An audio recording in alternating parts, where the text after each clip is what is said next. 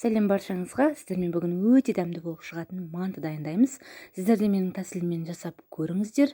Менің каналыма тіркелмеген болсаңыздар, тіркеліп, жанындағы қоңыраушаны басып кетіңіздер. Сонда менің алғашқы рецепттерім сізге ең бірінші болып шығып тұратын болады. Достар, ең алдымен біз мантыны даярлауымыз үшін бізге қажет болады 450 грамм су, үстіне жарты ас қасық тұзымызды салып, жаңағы жұмыртқамызды салып араластырып аламыз. Мұнда менде 600 грамм ұнды екіге бөліп салып алатын боламыз. Осылай жақсылап араластырып қамырымызды илейміз. Қамырды жақсылап илеуіміз қажет, арасында түйіршіктері қалып кетпеуі керек. Жақсылап осылай дастарханның бетіне қойып, жақсылап июін қандырып аласыздар.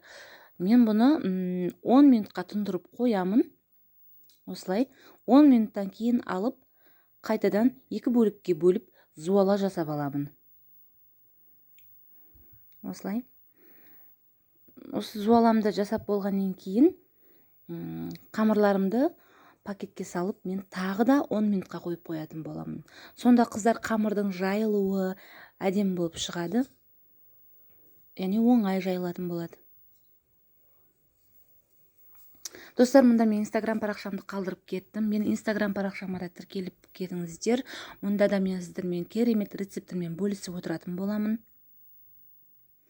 Осы қамырларым тұнып, демалып тұрған уақытта 10 минуттың ішінде мен тағы да мантымның бетіне подливка дайындайтын боламын.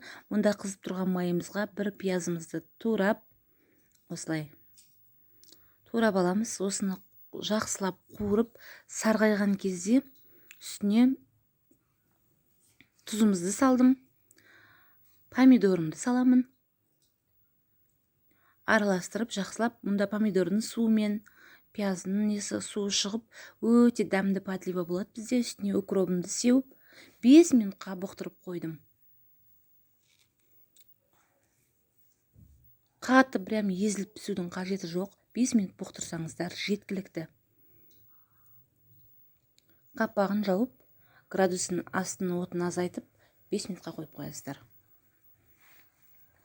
Мінекей қыздар, менің подливам уже дайын. Ендігіде мен салмасына кірісетін боламын. Мұнда салмасына жарты кило пияз, жарты кило фаршым, қара бұрышымды, тұзымды ғана салдым. Сіздер зира тағы басқа да арнайы приправаларын қоссаңыздар болады. Менің отбасым ондай приправаларды ұнатпайтындықтан мен ештеңе де қоспадым. Мінекей менің салмам дайын. Ендігіде қамыр жаю кезегіне келеміз. Қамырымызды осылай жақсылап, жаңағы иі қанған қамырымызды жаямыз. Осылай екі бетіне қарата отырып жайсаңыздар, тезірек үлкейіп, қамырымыз тезірек жайылады. Мінекей мен қамырларымды жайып біттім. Өте жұқа, қатты жұқа емес, орташа жұқалықта жайдым. Қамырларымызды осылай кесіп аламыз. Кесіп 4 бұрышты бөлік жасап алатын боламыз.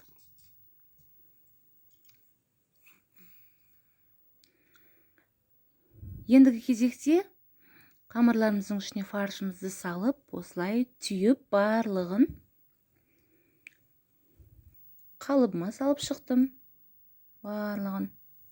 Мінекей бетін майлап, буыма қойдым. Мінекей достар, менің керемет өте сочный мантым дайын. Осылай үстіне подливамды құйып, үстіне осындай көк пияздармен әсемдесеңіздер болады. Достар, менің каналыма тіркеліп, арнамның дамуына үлес қоса отырыңыздар. Алда сіздерде бұдан да керемет рецептермен бөлісіп отыратын боламын. Сіздермен болған мөлдір. Видеоны соңына дейін қараған болсаңыз, көп рахмет. Сіздер де жасап көріңіздер, бізге ас болсын. Каналыма тіркелуді ұмытып кетпеңіздер.